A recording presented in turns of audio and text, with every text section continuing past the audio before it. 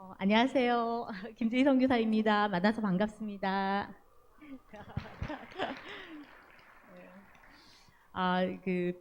아시는 선교사님한테서 연락이 왔었어요. 까비떼 쪽에 그 설교 통역이 필요하다고 해서 사실 제가 굉장히 이제 선교사님들 위해서 따갈로그 강의도 있고 또 제가 하는 사역에다 또 여러 가지 학회일이 있어서 못할 뻔했는데 이제 기도하면서 가야 되겠다는 감동이 들어서 갔어요. 그래서 목사님하고 뵙고 목사님 그 통역을 하게 됐는데 저 같은 경우에는 따갈로그를 잘 못해도 앞에서 통역을 하기 시작했어요.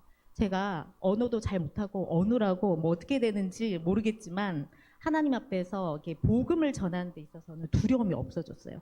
제가 뭐 무슨 짓을 해서라도 손발을 다 써서라도 이게 들어가도록 해야겠다는 것 때문에 사실 통역 자리에 서면 눈에 보이는 게 없어요. 그런데 이제 사실 통역 자리를 많이 가게 되면 그 저는 통역만 하고 오기 때문에 이렇게 목사님 같이 저를 따뜻하게 와서 또 교회 인사를 해라 이렇게 말씀해 주시는 경우가 굉장히 드물거든요. 그래서 그 부분이 너무 감사했고 이 중간에서 이제 저를 초대해 주셨던 선교사님이 그 얘기 하시더라고요. 본인이 건강이 너무 안 좋아서 한국에 들어와 있었는데 이 노회에 있는 많은 목사님들이 계셨는데 유일하게 오셔가지고 교회로 오세요 이렇게 초청해 주신 분이 문영찬 목사님이셨다고. 아마 그 선교사님께는 그게 굉장한 위로였었나 봐요.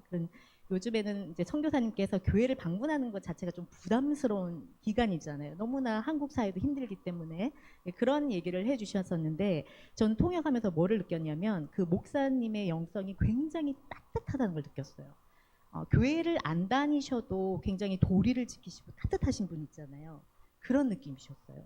많은 경우들을 겪었기 때문에 이제 저 같은 경우에는 그냥 스쳐가는 분이시잖아요. 통역 때 잠깐 스쳐가시는 분이지만 항상 필리핀 분들과 있었기 때문에 이분의 영성을 느끼면서 제가 굉장히 위로를 받았었어요. 그런데 또 목사님과 이렇게 연결이 돼서 이 교회에 오게 된 게 너무 감사하고 여기 가서 제가 무엇을 해야 될까요? 라고 기도하는데 성령께서 아무것도 걱정하지 말고 하고 싶은 말을 하라 이렇게 하셔가지고 그냥 있는 그대로 전하도록 하겠습니다.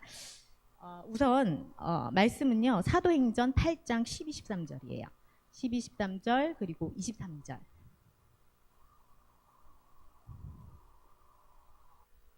네, 감사합니다. 자, 말씀 같이 한번 한 목소리로 봉독을 하도록 할까요? 12절부터입니다. 빌립이 하나님 나라와 및 예수 그리스도의 이름에 관하여 전도함을 그들이 믿고 남녀가 다 세례를 받으니 시몬도 믿고 세례를 받은 후에 전심으로 빌립을 따라다니며 그 나타나는 표적과 큰 능력을 보고 놀라니라. 아멘.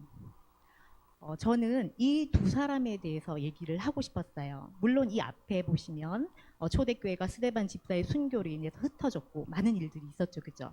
그런데 여기서 빌립의 경우에는 그 고난 가운데 그 고난이 시발점이 돼서 이 빌립 집사님의 선교, 전도가 시작돼요. 오히려 이 고난이 이분을 하나님께로 돌이키고 하나님의 도구로 쓰임받는 계기가 되는데 이 집사님의 경우에는 하나님의 나라와 예수 그리스도의 이름에 관하여 전도하니 하나님의 나라가 임하고 하나님의 메시지를 듣고 구원받는 일들이 일어나요. 그런데 저는 또 13절을 보면 시몬도 믿고 세례를 받은 후에 전심으로 빌립을 따라다니며 그 나타나는 표적과 큰 능력을 보고 놀라니라. 성경 본문 8장을 보시면 시몬에 대한 얘기가 나오죠. 시몬 같은 경우에도 세례를 받았고요. 믿었고요. 그리고 전심으로 따라다녔다고 했어요. 그런데 23절에 보면 사도 베드로가 이렇게 말합니다. 한번 읽어볼까요? 내가 보니 너는 악독이 가득하며 불의에 매인 바 되었도다. 저는 이 빌립과 시몬을 보게 돼요. 빌립은 자기에게 일어났던 고난마저도 무슨 일이 일어났든 좋은 일이 아니고 아주 나쁜 일이었고 핍박이었고 자기가 살던 고향을 떠나야 하는 그 순간이었지만 그것이 하나님의 나라를 확산시키는 도구로 쓰임 받은 것에 반해 그것처럼 큰 열심을 가지고 있던 시몬은 하나님이 아닌 하나님이 가진 능력에 미혹되어서 그 능력을 자기 것으로 갖고 싶은 탐심으로 인하여 하나님의 사람이 되어서 그 능력을 주장할 수 있는 그 하나님의 법칙이 아니라 자기의 법칙으로 자기가 돈을 내어서 그 능력을 사기를 원해요. 그러니까 불법 불의한 자이고 자기의 탐심이 가득하니 악독한 자지요. 저는 이 시대의 기독교인들이 우리들의 모습이 바로 빌립과 같은 자인지 시몬과 같은 자인지를 저울질하는 세대가 아닐까 그런 생각을 해봤어요.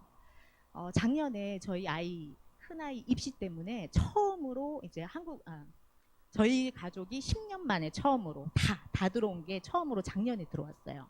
저희 선교사님도 그렇고 저도 한국에 온다는 것 자체가 너무 두렵게 느껴졌어요. 한국을 오면서 이렇게 두려웠던 적은 부부가 다 두려웠던 적은 없었던 것 같아요. 그만큼 적응도 안 됐고 뭘 어떻게 해야 될지도 모르는 두려움도 있었는데 동시에 두려움이 뭐였냐면 한국 사회의 그 각박함이 느껴졌어요. 그 각박함이 느껴졌고 냉대함이 느껴져서 그러한 많은 것들이 참 두려움으로 느껴졌었거든요.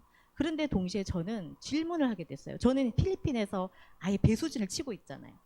저는 필리핀에 가면 외국인이잖아요. 그러니까 저의 정체성, 선교사라는 이 정체성 자체를 다른 사람들이 그렇게 보기 때문에 제가 이걸 어찌하지 못해요. 저의 아이덴티티를 숨길 수가 없어요. 하지만 한국에 오면 그렇지 않죠. 한국에 여기서 직장 생활하시고 사업하시고 학교 생활을 하고 이렇게 심각하게 아주 각박하고 경쟁이 심한 이런 세대 가운데서 사시는 여러분들이 그리고 이러한 분들을 대상으로 목회를 하시는 한국에 계신 목회자님들이 저는 솔직히 말하면 더 대단하다고 느껴져요. 저는 필리핀에서는 어차피 외국인 선교사의 이미지가 박혀있기 때문에 그거 틀을 벗어나서 생각을 할 수가 없지만 여기에 왔더니 그게 아니더라고요. 제가 여기서 느꼈던 부분을 제가 조금 적었었거든요. 한국에 와가지고 하나님을 대적하여 높아진 산. 그 높아진 산, 이사야서의 그 높아진 산이 저에게는 제가 봤을 땐 고층 건물이었어요. 서울에 그 많은 청년들이 취업하기 위해 여러 번 시도해도 열리지 않는 그 고층 건물, 위험 있고 그 물질로 가득 찬 그 고층 건물, 물질의 위세들, 겉으로 휘황찬란한 모습들의 빈부격차를 감당할 수 없어서 신음하는 그 많은 사람들. 그런데 이것들을 위해서 교회가 구속의 메시지도 교회가 평안을 주지도 못해서 오히려 속세를 떠나 자연인으로 산다는 사람들. 청년들이 떠나가는 교회. 선교지에 코로나 전에 그 한국에서 여러 기독교 단체에서 오셔가지고 발표를 하시더라고요. 이제 미전도 종족은 세계의 종족이 아니라 한국의 청년들이 미전도 종족이라고 그 말씀을 하고 가셨어요.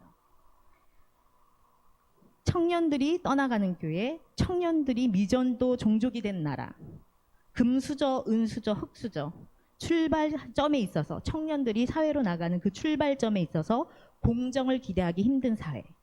그런데 그 높은 빌딩 가로 한 끼를 걱정해야 하는 청년들의 모습. 결혼도 집장만도 포기한 세대들. 저는 이 소식들을 접하고 또 제가 와서 보면서 너무나 가슴이 아팠어요. 왜 교회가 이 일을 감당하지 못할까? 필리핀의 청년들은 자기가 가진 것이 없어도 이렇게까지 힘들다고 느끼질 않아요. 다 같이 힘든 사람들이 많으니까. 한국에 왔었을 때는 그렇지 않은 모습들을 봤어요. 이것이 바로 빌립과 시몬의 차이가 아닐까 생각했어요. 우리가 안고 일어선, 우리가 잘나고 못난 것, 우리 부모님이 잘나고 못난 것, 그것이 하나님 앞에서 중요할까요? 저는 전혀 중요하지 않다고 생각하거든요. 여기 나와 있는 말씀, 너는 복이 될지라. 그런데 우리가 복대로 못 살아가는 거예요. 우리의 믿음이 현실을 보고 그 현실을 넘지 못하는 거예요. 하나님의 나라가 이 땅에 임할 그런 믿음이 없는 거예요. 기적이 마른 사회, 기적이 일어나기가 너무 힘든 사회, 너무 현실적이어서 현실에 매몰되어서 하나님의 위대하심을 보지 못하는, 저는 그게 지금 한국 사회가 아닐까 그런 걱정이 됐고, 사실은 제가 사역은 필리핀에서 하고 있지만 생각할 때마다 너무 마음이 미어졌어요. 빌립 같은 경우에는 자기가 그 당시에 생각을 해보세요. 지금도 이사하기가 불편한데 그 당시에 자기 땅의 근원이 되는 그 지역을 떠나서 다른 지역으로 간다는 것이 얼마나 힘들었을지, 특히 사마리아라는 자기가 봤을 때 원수와 같은 종족으로 가서 거해야 된다는 그 현실이 얼마나 힘들었을지. 이 사람의 경우에는 모든 삶의 뿌리가 다 끊어져 나가고 새로 가서 했어야 되는 상황이었죠. 하지만 이 빌립은 정체성이 완전 바뀌었어요. 가치관이 바뀌어버렸어요. 뭐가 중요한지를 알아버린 거예요. 그랬더니 이 사람 눈에는 그게 보이지 않아요. 사마리아에 가서 나에게 정말 참 평안을 줬던 그 하나님을, 그 생명을 전하는 일에 목숨을 거는 줄도 모르고 목숨을 걸었지만, 시몬은 이 빌립을 통해서 나타나는 그 능력에 눈이 갔죠. 하나님 본체이신, 복의 본체이신 하나님이 아니라 그 결과와 그 영향력에 맛이 가버렸죠. 저의 신앙생활이 하나님이 아니라 하나님이 주시는 복, 하나님이 주시는 평안, 그것으로 빠져버리게 되면 우리도 이 시대의 그 시험대에서 과연 벗어날 수 있을까? 저는 그런 생각을 했어요. 저는 이 주성교회 성도님들께 말씀드리고 싶은 것은 참 귀한 교회라는 것. 제가 기도하면서 왔을 때요, 마음이 너무 평안하고 기뻤어요. 그런데 목사님께 식사하면서 얘기 들은 게 100명이 넘는 선교지 뭐 여러 곳을 돕는 걸로 들었어요. 피곤하지 않으세요? 이번에 마이너스이셨다고 목사님 얘기하시더라고요. 얼마나 피곤해요. 나도 먹고 살기 힘든데. 그런데 지금 하나님께서 이 교회를 쓰고 계시고 전 세계의 수많은 선교지에 피곤하고 약한 자를 돕기 위해서 이 교회를 쓰고 계신 거예요. 이게 얼마나 큰 일일지 하나님 앞에서. 우리가 지금 하나님이 지금 나를 통해서 하고 있는 일이 뭔지를 자각만 한다면, 나의 정체성이 복이기 때문에 내가 어떠한 모습이라도 이 일을 나를 창조주 하나님께서 쓰시는 그 하나님께서 나를 쓰실 수만 있다면, 내가 그 믿음의 도구가 되기만 한다면 전 세계를 뒤집을 수 있지 않겠습니까? 100명의 선교사들을 돕고 계신데요. 그러면 하나님은요, 참 정확하시더라고요. 심는 대로 거두는데 세계를 섬기는 그 교회는요, 세계적인 리더들이 나오게 되어 있어요.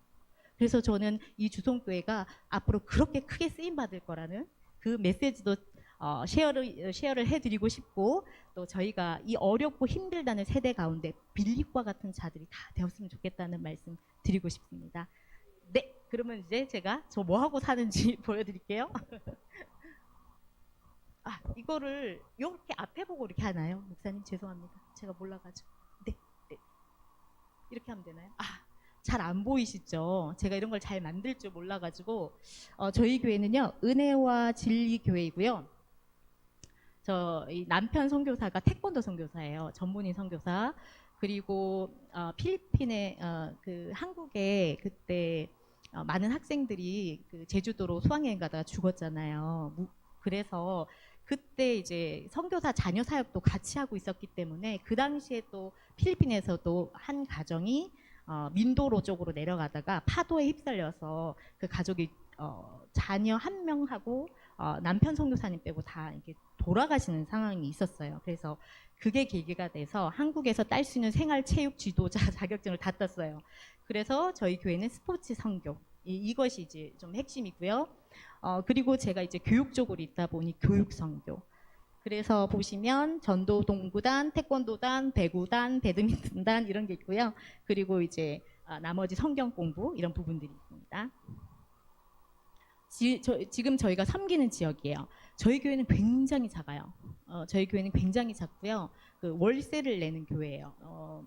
그러니까 이제 필리핀에서 이 빈민들, 스카트들이 있는 지역에 건물이 들어서거나 길을 내면 시에서 이 사람들을 내보내야 되니까 한 지역을 지정을 해줘요. 좋은 지역은 아니겠죠. 비탈지거나 뭐 인프라가 없는 곳을 지정을 해주고, 그곳의 땅을 주택공사에서 조금씩 떼서 25년 상환을 하면 그 집이 이제 본인 땅이 되도록 등기를 해주는 그런 정책이 있어요. 그래서 저희 교회는 그 지역 안에 들어가 있고, 그 지역, 그 교회 중심으로 6지역을 총 저희가 나가서 사역을 하고 있어요. 하는 이유는 교회가 너무 좁아서 애들을 받을 수가 없어요. 그래서 저희가 애들이 있는 지역 6구역으로 나누어가지고 토요학교, 그러니까 똑같아요. 주일 예배랑 거의 비슷해요. 모든 예배와 성경 공부 프로그램, 그리고 아이들과 활동, 그렇게 하고 주일에는 올 수 있는 애들만 와서 이제 주일 학교를 하고 있어요. 사진 잘 안 보이시죠? 죄송합니다. 제가 이렇게밖에 못 만들어가지고. 그래서 이제 코로나 전에는 이제 청년들이 한 80명 정도 꾸준히 토요 예배에 나왔던 것 같아요. 이 청년들은 뭐 믿음하고는 원래는 정말 관계가 없었고, 그래서 선교 전도의 접촉점으로 저희가 사용했던 게 바로 스포츠였어요.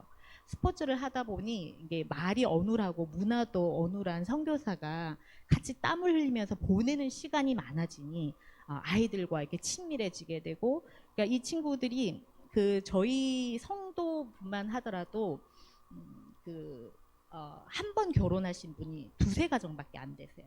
그러니까 이 작은 지역에 막 10대 때 아이를 낳고 그리고 또 계속 여러 번 결혼을 한 그런 케이스가 너무 많기 때문에 아이들이 자기 아빠랑 사는 경우도 굉장히 드물고, 그래서 이렇게 아버지 상이 없어서 아이들이 나중에는 교회로 몰려드는 거예요. 이게 조금이라도 이렇게 쓰다듬어 주면 그게 고파가지고, 그래서 그렇게 되면서 이제 청년부 사역이 커졌었는데, 코로나가 터지고 나서 이제 아시겠지만 봉쇄가 되고 나서 이 저희 교회가 너무 작아서 예배를 드리기도 비좁았고, 그렇지만 이제 저희 교회는 일부러 드렸어요. 왜냐하면 갔더니 처음에는 봉쇄라서 이거를 못하는 줄 알고 있었는데 가봤더니 똑같은 거예요. 마스크를 아무도 안 쓰고요. 그 집까지 자기 격리가 안 돼요. 옆에서 누가 앰뷸런스로 실려 나가도 할 수 없어요. 왜냐하면 집이 다닥다닥 붙어 있고 한 집당 집이 굉장히 작거든요. 그러다 보니 뭐 어떻게 할 수가 없는 거예요. 그리고 이제 성도들이 교회를 오면 마스크를 쓰는 거예요. 마스크를 아예 안 쓰고 있으니까. 그래서 이제 예배를 시작하게 되는 예배를 코로나 기간에도 하게 되는데, 문제는 이제 청년들이 먹고 살 게 없는 거예요. 이게 봉쇄를 했기 때문에 지역을 넘어갈 수 없어서 결국은 그 정부에서 주는 쌀을 먹지 않으면 꼼짝없이 굶어 죽게 되어 있는데, 그게 뭐 매번 들어오는 게 아니니까 결국은 이 청년들이 다 그 객지로 흩어졌어요. 그 건축 일을 하다 보니까 일용직 노동자들이 많다 보니 라구나에서 리조트를 짓는다 그러면 거기를 쑥 가버리는 거예요. 그리고 나서 그 자리에서 정착하고 아기 놓고 그러고 이제 그 지역에 그냥 뿌리를 내린 경우가 많아져 버렸죠. 그리고 여기 보시면 이게 이전에 이제 사역하던 건데, 저희는 이제 뭘 했냐면 저희 선교사님과 사역을 할 때 저희는 교단 파송이지만 사실 후원에 대한 것들을 저희가 구하러 다니지를 않았어요. 그게 왜 그렇게 됐는지 모르겠는데 부부가 둘 다 약간 좀 그런 스타일이었어요. 하나님의 부르심으로 왔기 때문에 그 나머지도 하나님께서 하실 거라는 믿음으로 있고, 만약에 재정이 떨어지면 우리는 철수한다. 약간 그런 좀 그렇게 무식하게 그냥 있었거든요. 그러다 보니 교회 자체는 그렇게 넉넉하진 않았어요. 그런데 많은 일들이 있었거든요. 왜냐하면 이 교회 건물이 있으면 교회 그 작은 교회마저 반필지가 이제 저희 성도 이름으로 되어 있는데 반필지가 굉장히 부정한 사람의 필지로 되어 있는 땅이었어요. 이 사람이 한국 사람이라는 거를 알고 이제 굉장히 많은 값을 저희한테 요구를 했어요. 이 한 달에 얼마를 해야 된다. 근데 저희 두 사람 다 기도를 하는데 감동이 전혀 없는 거예요. 그걸 안 하면 고소를 하겠다라고까지 했는데, 하나님의 그 선교를 위해서 보내준 이 헌금을 이 사람의 탐욕을 위해서 이렇게 맞춰주는 것에 대한 거부 반응이 있었어요. 그래서 저희가 이 모든 고소 과정을 다 거쳤어요. 그 당시 안산 동산교회에서 부부 학교라는 프로그램을 해가지고 한국에서 필리핀으로 오셨었어요. 선교사님들이 가정이 굉장히 힘든 경우가 많거든요. 여러 가지 그 사역지에서 부부끼리만 의지하고 살다 보니 많은 문제들이 있으니까 그걸 섬기러 와주셨었는데, 저희는 그 당시 이제 이 프로그램 자체가 막 선교사님들을 섬기고 뭐 못 해봤던 거 해보게 하시고 이런 프로그램이 있더라고요. 근데 저희는 그때 오후에만 가면 익스큐즈를 구했어요. 바랑가에서 오라고 지금 와서 이제 히어링을 해야 되니까 와야 된다고 연락이 와가지고 이제 끌려다니는 거예요. 그러면 가면은 말을 못 알아들으면 좋은데 이 사람이 하는 말을 다 알아듣잖아요. 이제 모든 그 욕들을 다 하고, 그리고 이제 이 외국인에게 발언권을 주지 않았었어요. 그리고 저희 성도도 입장을 안 시켰고, 한 사람은 발언을 했더니 말을 못하게 하는 거예요. 그분이 마카티에 지역에 있는 이제 한국으로 따지면 명동 같은 지역의 공무원 출신이었어요. 그러다 보니 외국인이 와가지고 나의 땅값을 주지 않고 이렇게 불법적으로 있다, 이런 식으로 얘기가 건너갔어요.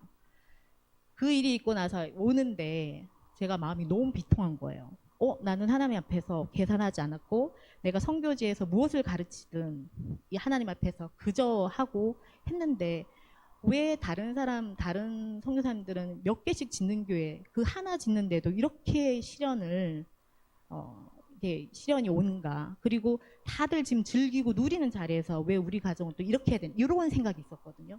그래서 그때 뭐 하나님 앞에서 이제 꼬장꼬장 뭐 그렇게 했죠. 그런데 이것이 선교의 재료가 될 줄 몰랐어요. 선교사의 고난은요, 그냥 있는 게 아니더라고요.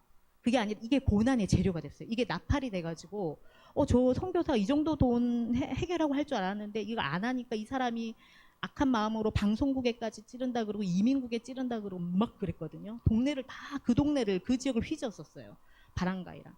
그러고 났더니 그 지역 사람들이 교회도 안 나온 사람들이 알게 된 거예요. 이 상황을. 그랬더니 이 주변 사람들이 들고 일어나서 증인이 되어줬어요. 그래서 그 다음에 이제 그 히어링을 할 때는 완전히 이게 판결이 뒤집어졌었거든요. 이런 상황이 됐었는데 그러고 났더니 저희의 선교사로서의 리더십이 세워지더라고요. 그러니까 무조건 교회를 위해서 고난을 받았더니 선교사의 어려움이 재료가 되어서 이 사람들이 너 외국인인데 돈 있는데 그래 있는 돈으로 선교하는 그게 아니라 저 사람이 왜 저런 짓을 당하면서도 여기서 있지에 대한 궁금함이 되더라고요. 그래서 제가 그걸 알았어요. 하나님 앞에서 선교라는 것은 이 어려움이라는 것이 나팔이 되어서 이 선교사의 그 마음, 그 이 외국 땅에서 와서 왜 저렇게 살지 하는 그 궁금증을 내보내주는 호기심을 유발하는 그러한 도구가 되게 하고 성도들에게는 바로 목자라는 거를 그 교회의 리더라는 것을 확인시켜주는 그러한 자리가 되더라고요. 그래서 그 당시 상황에서는 굉장히 힘들었어요. 제가 가서 막 많이 울고 그랬거든요. 많이 울고 하나님 제가 너무 속상합니다. 다시 이분한테 이런 말을 그 사람들 앞에서 안 들었으면 좋겠습니다. 그랬는데 저희 두 사람에게 동시에 감동이 다시 볼 일이 없을 거라는 것과 이분의 생명이 얼마 안 남았다는 감동이 동시에 들었어요. 따로 기도했는데. 그래서 이게 웬일인가 했는데 그분이 돌아가셨어요. 코로나 기간에.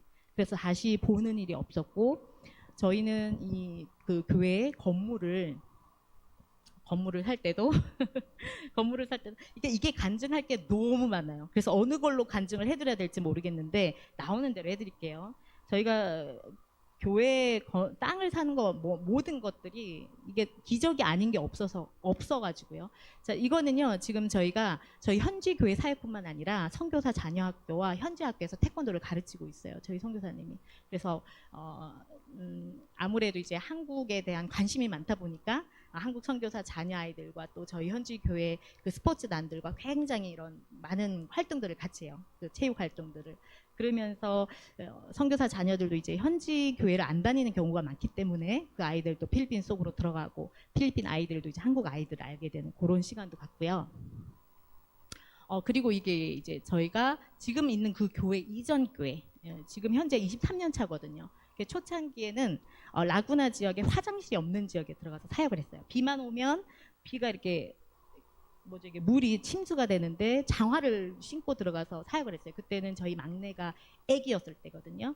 지금 저기 끝에 제일 끝에 이거 어떻게 표시해야 될지 모르겠어요. 주황색 옷 있죠. 이 사진에서 그 입은 애가 제 첫째 딸이고요. 그리고 맨 앞라인에 머리 이렇게 묶은 애가 저희 둘째 딸. 가운데 있는 애가 저희 막내 아들이에요. 그 물이 없어요. 물이 안 나와요. 화장실이 없어요. 그러니까 뭐를 어떻게 처리하는지 몰라요. 그걸 알게 되면 있기가 힘들잖아요. 그래서 그때 새벽에 이제 거기로 애들을 장화를 신고 이제 들어가는 거예요. 그리고 그럼 이제 저희가 사역을 하다 보면 애들은 이제 저희 그 필리핀 애들한테 둘러싸여 있죠. 근데 지금 아마 한국에 계신 애기 키우신 엄마들이 보면 뜨아하실 거예요. 물도 안 나오는 곳에서 애들이 자기 먹던 것도 주고 막 이러면 그거 먹고 우리 애들 모르고 먹고 뭐 수돗물도 그냥 마시는데 그 마신 줄도 모르고 있었고 저는 근데 이 애들이 커서 지금은 저희 막내가 교사예요. 교사. 얘는 보조교사. 지금 아울리치 지역 3군데가 지붕이 없어요. 저희는 길이 안 들어가거든요. 길이 안 닦여져 있는 데를 들어가니까 저기 앉아있는 의자 있죠. 의자랑 스피커랑 그리고 피딩할 때면 음식까지 다 이고지고 날라서 가야 돼요. 차가 못 들어가가지고. 그럼 이제 짐꾼, 우리 막내는 짐꾼이고요. 그리고 이제 저희 애들 셋이 아빠 때문에 태권도 다 유단자들이에요. 그래서 이제 교회에서 아빠는 유단자들 선수 중심으로 태권도 반을 운영하고 이제 저희 딸들은 그 사범으로 아이들 태권도반을 진행을 하고 있어요. 저희 교회는 애들이 오면 돌려보내야 돼요. 얘들아 미안하다. 교회 큰 거 지면 그때 와라. 다음에 와줄래? 하도 많이 오니까 애들을 돌려보내야 되는 상황이에요. 그러니까 이게 교회가 굉장히 좁은데 애들이 너무 많다 보니까 그 발차기를 못 해요. 발차기 하면 앞에 날아가야 되니까 그냥 간단하게 이것만 하고 이제 끝나게 되는 거예요. 그리고 이제 이번에 대학 가는 저희 이제 첫째, 아까 주황색 옷 입었던 애가 이제 다 세 명 다 그 주일학교 교사에다가 그다음 뭐 찬양 반주자 그렇게 사역을 같이 하고 있어요.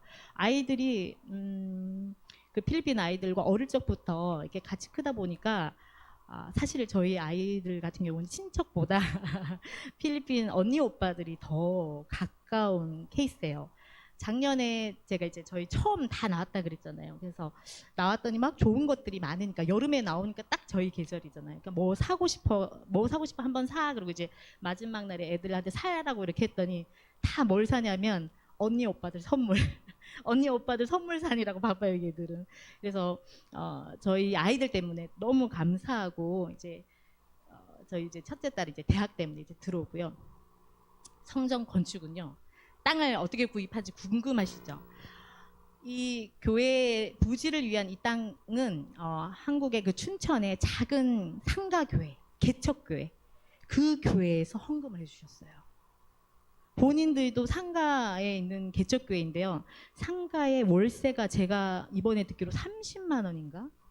얼마밖에 안 내는 어떤 규모인지 아시겠죠? 그 교회에서 이거를 해주셨어요. 그 교회가 좀 약간 저희 같은 교회거든요. 좀 뭘 못 재요. 그냥 무식하게 나가는 교회예요. 이 헌금을 받고 땅을 구매할 때요. 이게 하나님 앞에서 이게 올라가는 게 느껴졌어요. 이 귀한 헌물이라는 게 sacrifice라는 게. 땅을 그렇게 찾아도 땅을 찾기가 힘들었는데 나중에 땅을 하나 연결을 하게 됐어요. 근데 저는 땅 주인 얼굴도 보지 못했어요. 땅 주인은 미국에서 오랫동안 산 미국 시민권자인 거예요. 잠깐 왔는데 이 사람이 공항으로 갈 때, 시카고로 갈 때 공항에서 통화가 돼가지고 얘기를 했어요. 제가 누군지. 저희가 이 필리핀에서 이 당신이 산 당신 땅 주변에 그 이주촌에서 사역을 하고 있는 한국인 선교사인데 우리 그 필리핀 청년들이 우리 성도들이고 우리는 이 청년들이 다음 세대에 이 필리핀의 일꾼이 되도록 세우는 데 대한 비전이 있다. 그래서 우리는 모든 걸 낳고 지금 이 사역을 하고 있다. 그리고 한국의 작은 교회에서 이렇게 헌금을 했다. 당신 필리핀 사람이고 미국 사는 사람인데 어떡할래? 그래가지고 시가보다 거의 뭐 50%의 땅을 샀어요. 이분이 듣더니 오케이 해주신 거예요. 그러니까 자기가 선임한 브로커랑 말해라. 그러면서 이 땅을 샀어요. 그렇게 땅을 샀고요. 땅을 사고 이제 건축을 들어가려고 하는데 코로나가 터진 거예요. 코로나 터지니까 처음에는 봉쇄가 돼서 못했죠. 그 다음에는 이제 짓는다 그랬더니 주변 선교사님들이 말려요. 그 전쟁 터지고 이래갖고 그 철근 값이 50%가 뛴 거예요. 뭐 필리핀에 공장이 어디 있어요. 다 수입품인데 이걸 할 수가 없으니 잠잠해지고 나면 해라. 이렇게 다들 조언을 하시더라고요. 감당 못한다고. 근데 저희 마음엔 그게 아니었어요. 당장 이거를 어쨌든 그 시기와 타이밍은 하나님이 아시는 거지 저희가 정하는 게 아니니까 저희는 믿음대로 간다. 그렇게 선포를 하고 했는데 믿음대로 선포를 했지만 아무 일도 안 일어나는 거예요. 어떡하겠어요. 그래갖고 저희가 고난주간 그 전에도 그랬지만 특히 그 고난주간에 필리핀은 고난주간에 카톨릭들은 굉장히 이게 본인들의 신앙심을 발휘하는 순간이기도 하지만 요즘에 많은 현대 필리핀어들은 이날이 3일 쉬고 이러다 보니까 연휴예요. 연휴. 저희 성도들 다 나와서 땅 팔아. 그래가지고 전부 다 저희가 땅을 팠어요. 돌이 저희가 땅을 사고 봤더니 이 돌이요. 이만한 돌이 있는 거예요. 이만한 돌. 이 돌을 사람의 힘으로 끌어낼 수가 없어요. 그래갖고 가서 이거를 돌을 깨서 이거를 돌을 여러 명이 막 굴려가지고 이렇게 해야 되는 땅이었어요. 이거를 하고 있는데 저희는 그러니까 막 아무 뭐 전화도 못 받고 그랬죠. 그랬는데 나중에 저녁에 와서 봤더니 연락이 온 거예요. 저희랑 연락을 한참 동안 안 했는데 그 필리핀의 한 한인교회에 계신 분이 갑자기 저희 가정이 생각이 났다면서 그 부활주일날 저희가 아이들 사역하니까 간식을 좀 지원해 주시겠다고. 아, 네, 그러세요. 어서 오세요. 그리고 이제 저희는 오면 손님분들을 저희 교회에서 식사를 대접하거든요. 반찬 한 가지라도. 그래서 식사를 이렇게 하고 있는데 이제 이분이 저희 교회가 오랫동안 이제 건축 때문에 기도한 걸 아시고 교회 건축은 어떻게 돼가세요? 그렇게 물으시더라고요. 그래서 제가 저희가 뭐 할 수 없죠. 저희가 이런 상황이다 얘기를 하고 이제 마지막에 부연 설명으로 저희가 항상 기도할 때마다 저희 사역에 있어서 기도할 때마다 하나 성령께서 주시는 음성이 있었어요. 그게 뭐냐면 어찌들은 굉장히 모호한데 내가 나의 사랑하는 자들을 너희에게 보내리라. 그들이 너희를 보면 기뻐하며 너희와 함께하리라. 이거였거든요. 너무 모호하죠. 그걸 언제 어떻게 얼마를 도와주신다는 그런 게 아니라 이런 말이었어요.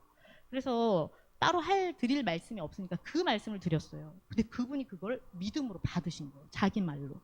저희는 그분이 건축을 하시는 분인 줄도 몰랐어요. 본인이 건축을 한대요. 그래서 수익을 남기지 않고 인건비나 자재비나 그 드는 처리 비용만 해서 교회 건축을 도와주시겠다고 그렇게 해서 이 건축이 시작이 됐어요. 원래는 이제 12월에 끝나야 되는 공사인데 이게 계속 안 돼가지고 지금까지 됐고 철근이 비싸잖아요. 그래서 이분이 철근이 아니고 파이버라 그러더라고요. 이게 철근보다 더 센 거라 그러면서 한국에서 그 재료를 수입하시는 분을 아셔가지고 그거를 저희 교회에다가 해주셨어요. 그래서 그렇게 해가지고 교회 건축이 올라가게 됐어요. 아멘. 굉장하죠, 저희 하나님. 그러다 보니 그런 게 생겼어요. 너무 감사한 게요. 이러한 일련의 과정을 거치고 났더니 사실 이제 그 코로나 기간 때 선교사들한테 최대의 화두가 어떻게 하면 자립이냐요. 어떻게 하면. 특히 이제 한 교회에서 이렇게 전적으로 파송되신 분들 같은 경우에 그 한 교회가 딱 후원을 끊어버리면 이거는 정말 끝나는 거잖아요. 그래서 철수도 많이 하셨고 그 선교사님들의 화두가 이걸 어떻게 하냐였는데 저희 가정은요 별로 걱정이 없었어요. 저희는 후원 계좌도 잘 체크를 안 해요. 별로 들어올 데가 없으니까. 그런데 그게 너무 놀라운 게요. 그것에 대한 짐이 없었어요. 나중에 알고. 그분들은 고민을 하는데 고민이 하나도 안 되는 거예요. 뭐 마취제 하나 맞은 것 같아요. 아무리 맞아도 이게 안 느껴지듯이. 그래서 제가 저의 십자가 하나님께서 제게 주신 십자가를 쥐었더니 그 미래에 대한 불안, 그 물질 이런 것에 대한 두려움이 하나도 없는 거예요. 근데 저희는 그거를 사역을 하면서 계속 경험을 했거든요. 주일학교 아이들이 300명, 400명 되는 아이들 이거 상품이나 이런 걸 구입해야 되는데 돈이 없어요. 하나도. 바로 지금 그 주간인데 그 주간에 사야 되는데 없어요. 제가 너무 속이 상해서 구입을 할 수 없으니까 사다가 모자라니까 와가지고 무릎 꿇고 하나님 기도했는데 제가 또 그렇게 믿음이 투철하지 못하고 하나님한테 따지고 울컥하는 기도를 했어요. 기도하고 있는데 15분 뒤에 전화가 왔어요. 전화가 와가지고 필요한 재정이 얼마냐고 말씀드릴 때 그거를 채워주셨어요. 그리고 예를 들어 또 저희가 그 찬양 하는 드럼이나 이런 세트 있죠. 그것이 그 기타 2개인가 그거밖에 없었는데 찬양팀이 이제 본인들이 뭘 사야 되지 않겠느냐 얘기를 하더라고요. 그래서 내가 알기로 하나님의 법칙은 우리가 먼저 심어야 된다. 그러니까 찬양팀 너희들이 먼저 한번 심고 기도해봐라. 이렇게 했거든요. 그러고 나서 왔는데 그날 저녁에 갑자기 전화가 왔어요. 저희는 알지도 못하는 분이에요. 다른 선교사님을 통해서 연락이 온 거예요. 혹시 그 교회에 악기 필요하지 않냐고. 그리고 본인들 키보드, 기타, 그 전자드럼을 전 세트를 해줄 의향이 있는데 하고 싶은데 괜찮겠냐고. 그럼 뭐 어떻게 하면 돼요?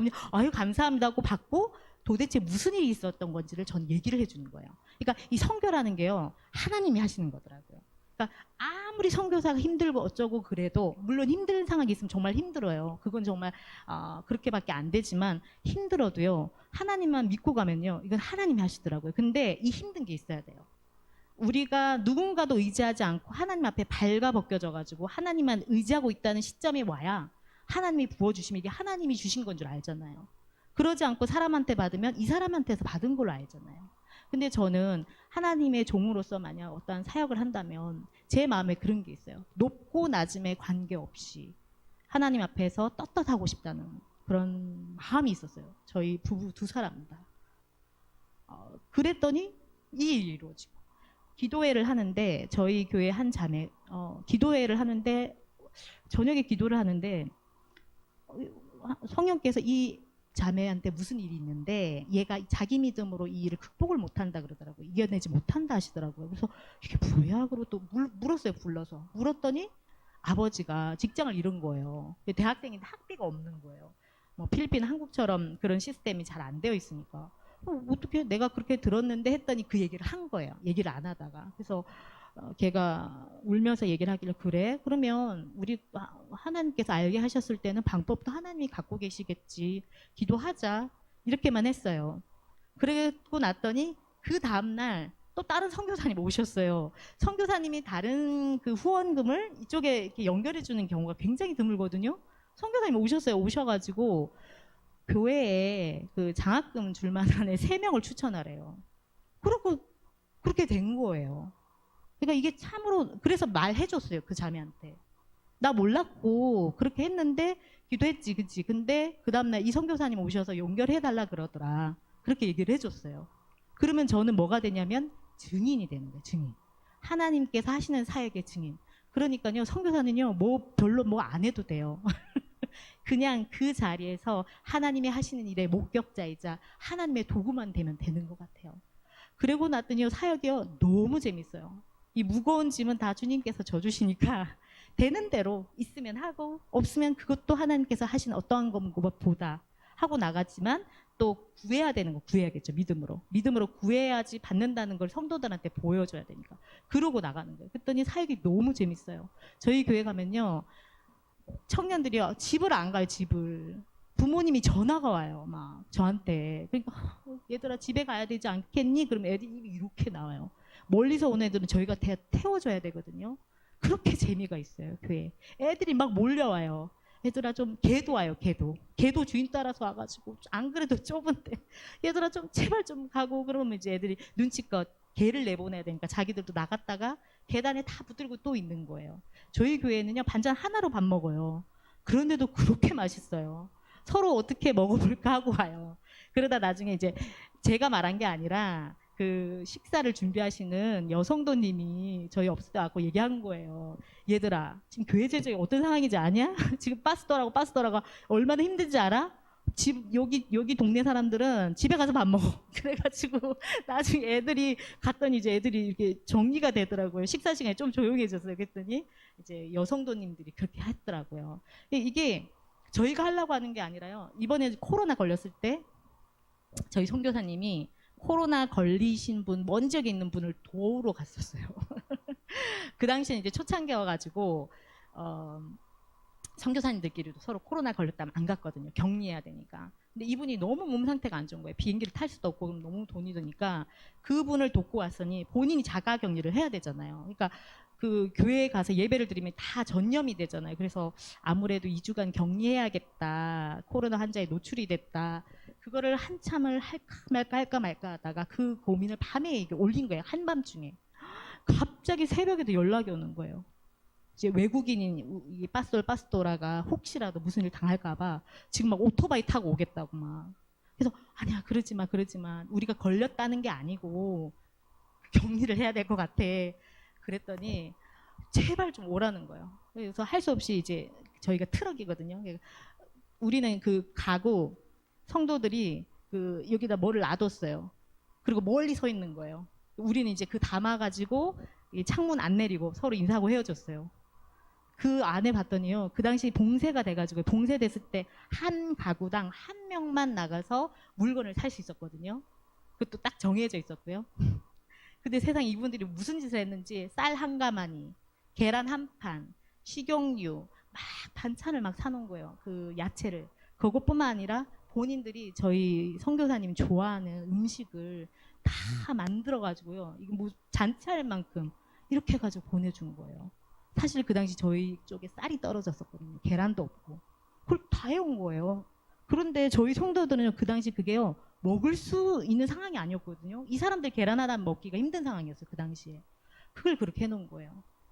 그거를 보고 났더니 저희 부부가 하나님께서 이 자리가 네 자리다 하면 우리 생명을 여기에 다 드려야겠구나. 저희 부부가 그날 밤 그 얘기를 했었어요. 막 저희 청년 교사들 어디로 데리고 가면요. 우리가 좀 맛있는 거 먹여주고 싶잖아요. 거기를 데리고 가면 애들이요 자기들끼리 눈치를 막 해요. 싼 데로 가요. 그래가지고 선교사님 힘드실까봐 안 된다고 이거 먹자고. 저는 그렇지 않은 소리를 많이 들었거든요. 자꾸 해줬더니 애들이 고마운 줄 모르더라. 이런 소리를 주변에서 많이 들었어요. 주변 선교사님들한테서. 근데 저희 애들은 저희한테 이렇게 하는 거예요. 그러니까 교회에서 사역하는 게 너무 재밌고 아이들도 너무 재밌고 이 사역 자체가 너무 감사하고 재밌어요. 힘든 게 아니라 너무 재밌어요. 그래서 이게 하나님께서 나를 너무나 긍휼히 여기셔서 저에게 주신 복이 아닐까 그렇게 생각돼요. 이게 지금 그 믿음으로 지은 교회 건축 현장이고요. 그리고 저희가 이것뿐만 아니에요. 저희 이 교회 건축 다 안 됐거든요. 근데 땅이 작아요. 땅이 작아가지고 저희 아이들 전체를 다 부르기가 쉽지 않아요. 그런데 저희가 6지역 아우리치 중에 3지역이 지붕이 없어요. 그러면 이제 저희가 어떻게 하냐면요. 비가 갑자기 오거든요. 필리핀은. 그래서 물건을 다 싸들고 갔다가 비가 오면 나무 밑이든 아니면 어디 이게 남의 집이든 들어가 있다가 사역을 못하고 올 때가 있어요. 저희 그런 상황들이 계속되다가 저희가 등기 없이 권리만 있는 땅을 구매를 했어요. 그래서 우리는 요것도 지금 땅을 가지고 있어요. 저희는 1교회도 안 지어졌는데도요. 이거 어려워요 건축하기가 아니라 하나님 이 교회도 주세요 하고 기도하고 있어요. 저희 성도들한테 하나님은 그 한계가 없으신 분이니 우리가 필요한 대로 구하자 그러면서 우린 그 기도하고 있어요. 그리고 제가 마지막으로 말씀 3군데만 제가 받은 거를 들려드리고 말씀해드리고 마치도록 할게요.